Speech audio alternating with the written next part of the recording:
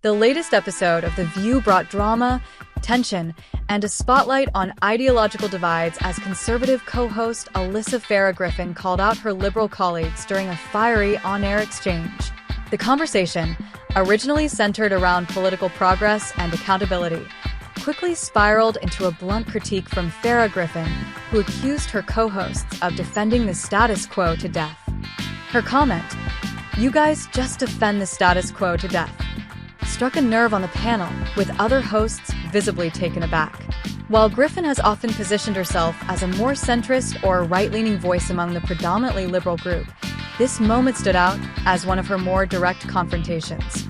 The debate began with a discussion about Democratic leadership and whether the party is pushing hard enough for progressive change. Griffin argued that liberals often support systems that are comfortable but ineffective, suggesting that meaningful reform gets stalled because of an unwillingness to challenge existing norms. She claimed this reluctance to embrace bold change is holding the country back.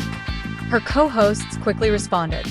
Sunny Hostin, in particular, defended Democratic efforts, citing recent legislation on healthcare, infrastructure, and climate. She pushed back on Griffin's assertion, saying that criticizing the left without recognizing conservative obstructionism was unfair. Joy Behar chimed in, adding that real change takes time and compromise, especially in a politically divided environment. She seemed to interpret Griffin's criticism as oversimplified and lacking nuance about the real barriers to policy reform. Still, Griffin stood firm. She clarified that her frustration isn't only with the left, but with all sides refusing to engage in uncomfortable but necessary change. She pointed out issues like immigration and criminal justice as examples where neither party has made the kind of progress the American people are asking for. The tone of the conversation remained tense throughout the segment, with noticeable discomfort on the panel. But that's also what The View is known for, providing a space where differing viewpoints can clash, sometimes explosively, and where national conversations are mirrored in real time. Viewers had mixed reactions online. Some praised Griffin for speaking candidly and challenging groupthink on the panel. Her supporters said her willingness to call out everyone, even those on her own side, is what makes her perspective valuable.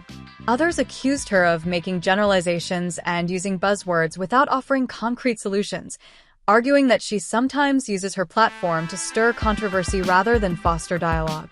Critics of Griffin also pointed out her past ties to the Trump administration and questioned whether her criticisms were coming from a place of genuine concern or political opportunism. However, defenders argued that Griffin has consistently distanced herself from the more extreme elements of the GOP and is attempting to use her voice to bring accountability across the board. This segment serves as another reminder that political discourse on daytime TV can be both passionate and polarizing.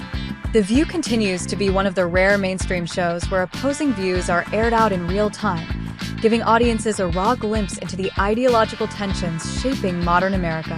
Whether you agree with Alyssa Farah Griffin or not, her latest comments have certainly reignited discussions about progress, reform, and the dangers of political complacency. And in a time when echo chambers dominate much of the media landscape, moments like these, messy as they may be, offer valuable insight into how divided yet engaged public dialogue has become.